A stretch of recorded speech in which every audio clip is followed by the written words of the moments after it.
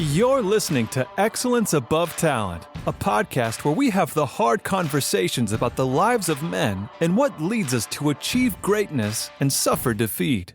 Hear from other men's journeys as well, as we all learn and grow together to become inspirations to ourselves and those around us. And now your host, Aaron Thomas.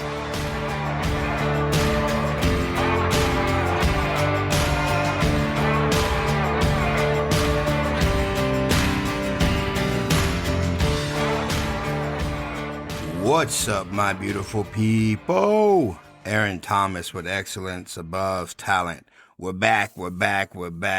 Pretty sure I should have recorded a podcast before I left Texas, but I definitely did not do that, and I thought I could record a podcast while traveling to California, and that also didn't work out the way I wanted it to. So it took me about a week to kind of settle in, to kind of get back into some type of routine. And so now we're here.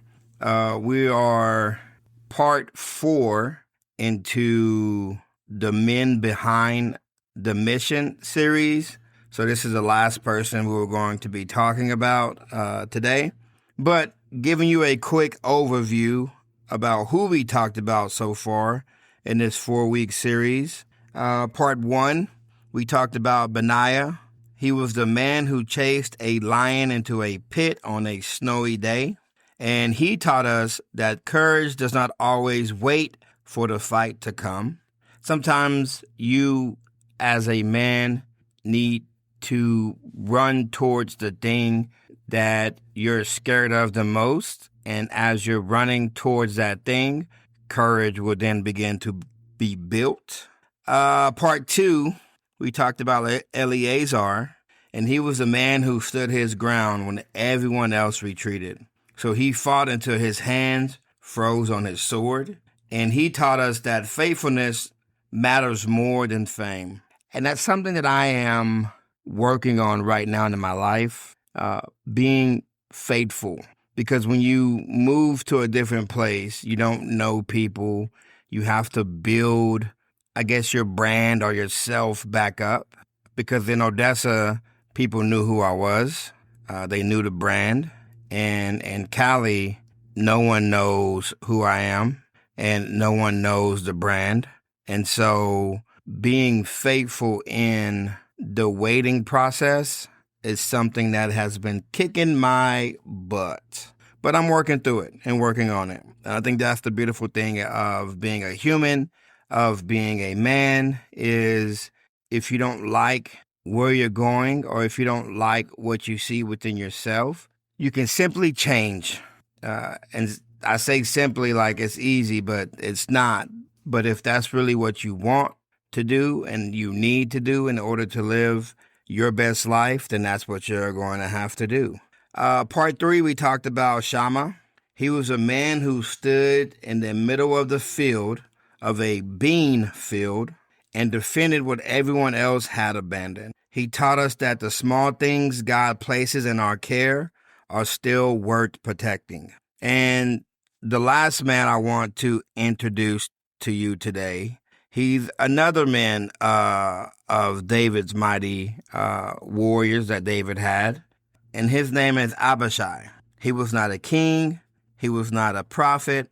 He was not the man whose name everyone knew, but when David needed someone, Abishai showed up. And I believe showing up is one of the most underrated qualities a man can possess. Not talent, not popularity, not influence, availability. Because your family does not always need the strongest man in the room. Sometimes they simply need the man who is willing to be there. Abishai's verses for this week are in Samuel 26, 6 through 9, 2 Samuel 21, 15 through 7, and in 2 Samuel 23, 18 through 19. So one of the first powerful movements and moments involving Abishai happened in 1 Samuel 26. David was running from King Saul.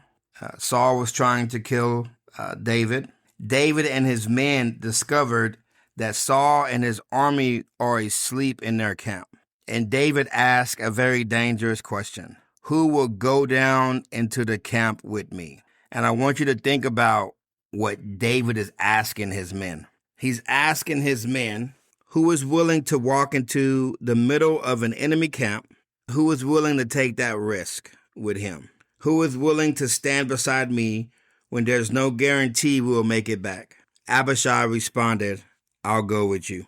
That was the kind of man Abishai was. He did not wait to see who else volunteered. He did not ask what he would receive. He did not ask whether his name would be remembered. He simply said, I will go. Some of the greatest men are not the loudest men. They are the ones who step forward when everyone else steps back. They are the ones who say, I'll help, I'll call him, I'll sit with him, I'll pray with him, I'll go with you. And this could be the same story in 2026. So imagine a man living in 2026. He's married, he has children, he works hard, he handles all of his responsibilities. From the outside, he looks dependable, but internally he's exhausted. Bills are piling up, marriage feels distant, his work is draining him. He feels like everyone depends on him, but no one really sees him. One evening, he pulls into the driveway. He turns off his engine. He does not get out of his vehicle. He sits there with his head resting against the steering wheel, or he doom scrolls on his phone.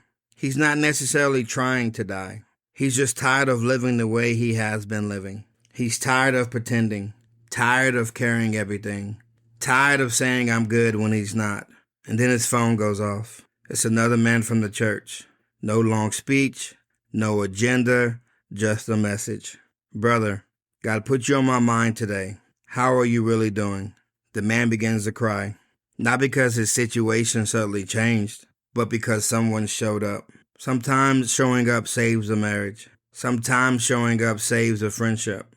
Sometimes showing up saves a life. If you ever question, can a message or a simple text save someone from doing something crazy, let me tell you right now, the answer is yes.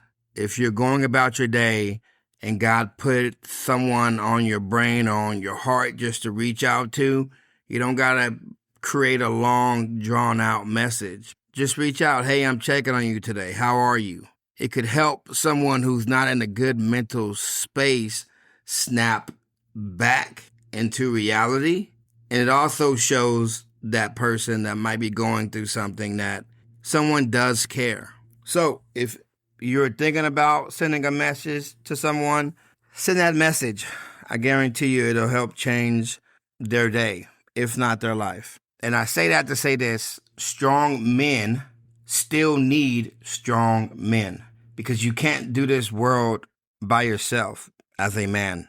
You need other strong men in your corner. It's a must. And that's one of the biggest lies society has taught men. Real men figure it out alone. But that is not biblical. David had Jonathan. Moses had Aaron and Hur. Paul had Barnabas, Silas, and Timothy. Jesus sent his disciples out in pairs, never by themselves. Even the strongest leaders in Scripture were surrounded by people. Yet many men today have convinced themselves that isolation is strength. It is not. Isolation is where shame grows, where addiction grows, where depression gets louder, where a man begins to believe that no one would care if he disappeared. The enemy loves isolated men.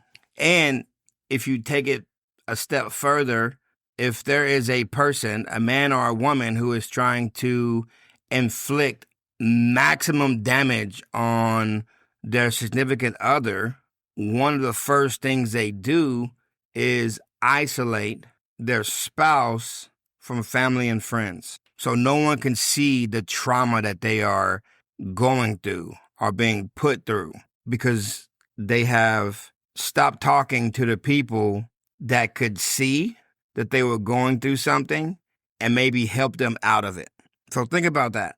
Sometimes you are the abusive person in your own relationship in your life. And one version of you knows that it needs people in order to survive. In the other version, what you try to show the world is you have it all together and you don't need anyone. And you slowly begin to isolate yourself from people and things and places that you love. And in that isolation comes all the negative things that comes with it. The depression, the addiction, the shame. It all comes with it. So you yourself could be abusive to your own self by trying to isolate yourself, allowing yourself to feel bad about yourself or allowing yourself to be the victim. And in that process, then now you find yourself drinking or doing drugs or watching porn because of the feelings that are being created in you not being connected with the right people. The enemy loves isolated men. God builds men through connection. Brotherhood does not make you weak. Brotherhood helps a man remain standing. One of the real reasons men's mental health, became personal for me is because one of my Army brothers, after the military, life happened. People moved. People started families, found jobs, everybody carrying their own responsibilities. Then one day, we lose one of our brothers to suicide. What hurt was that not nobody cared, because people did care. The problem was that many of us did not know how much he was hurting. We did not know what was happening beneath the surface. After that loss, a group was created for men from our platoon, more than 50 men, not to relive war stories every day, not to pretend everything was fine, but to remain connected. Now when one of us is struggling, someone calls, someone drives, someone flies, someone checks in, someone shows up. That is brotherhood. Sometimes Abishai is not carrying a spear. Sometimes he's carrying hope. He's carrying a conversation. He's carrying another man until that man can stand again. Years later, when David was older, he was still a warrior. He was still a leader. He was still the man who defeated Goliath. But even strong men get tired. In 2 Samuel 21, David becomes exhausted during battle. A Philistine warrior sees his weakness and moves in to kill him. This is David, the giant slayer, the king, the warrior, the leader, the man after God's own heart. And in that moment, David could not save himself. Abishai stepped in. He struck down the Philistine and saved David's life. So I want you to think about that. David needed help. One of the greatest, if not the greatest men in the Bible, David needed help. The man who defeated the giant needed help from another man in a battle. The man who led others needed someone to protect him. If you don't get nothing else from this podcast, please get this. Strong men need support. Because if David needed help, why do you believe you never will? And there is a danger of always being the strong one. A lot of men have built their identity on being the strong one. Everyone can count on me. The provider, protector, the leader, the fixer, the man who never breaks. But the problem is when your identity depends on never needing help, you will hide when you need it the most. So you will suffer in silence. You will lie to people when they're asking how you're doing. You'll just say, I'm fine, because you don't know how to say, I'm tired, I'm overwhelmed, I'm struggling, I need somebody. Men, needing support does not cancel your strength. Being honest does not make you less of a man. It makes you aware, and awareness is where healing begins. A lot of men say, I don't want to be a burden. And I'm in a place in my life right now that my wife has a job. I have some money coming in. I haven't found a job yet. And my thought process is I don't want to be a burden. I don't want to come out here to California and not work. And sometimes in that process, applying for jobs that I don't even want or would probably decline if was offered because I don't want to feel like a burden, right? But it kind of goes back to the faithful. It goes back to the faithfulness I talked about earlier in the podcast, where I'm not a burden. I'm here for a reason. Staying connected, being faithful, doing all the things I'm supposed to be doing while allowing the doors to open that need to open. I can't force myself in those doors. I don't know where those doors are at. I don't know where those places or people are at. But all I can do with my finite manliness is to continue showing up, to continue helping and providing and doing all the things that I was doing in Texas, here in California. And when God says move, I'll move. When God says go to that door, I'll go to that door. But sometimes I do find myself in that battle of being faithful to God and not being a burden to others, which is crazy because you're not even being a burden, but because you feel like you're not doing these certain things, then it makes you feel like you're a burden when really you're just faithfully waiting for God while still moving. So a lot of men say, I don't want to be a burden to anyone, but I want you to think about what you're really saying. You are deciding for other people that they would not want to help you. You are assuming your pain is too much. You're protecting everyone else from the truth while allowing yourself to drown. And that is not strength. That is isolation wearing a respectable mask. The people who love you would rather receive an uncomfortable phone call than attending your funeral. That's a guarantee. They would rather hear the truth than lose you while believing you were okay. So give people the opportunity to show up for you. So this episode is not only about finding your Abishai, it's also about becoming one too. Stop waiting for someone to ask for help. Call that person, text him, visit him, sit with him. Do not assume that the man who is smiling is okay.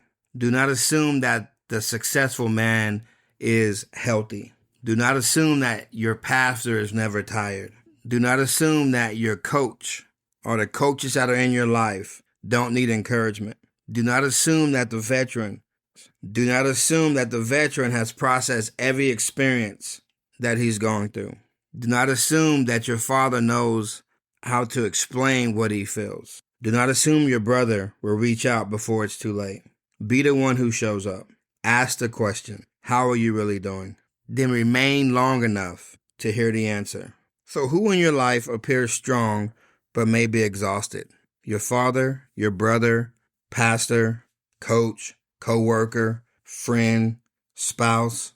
Who has been carrying responsibilities for everyone else? Who is always helping others, always leading, always smiling?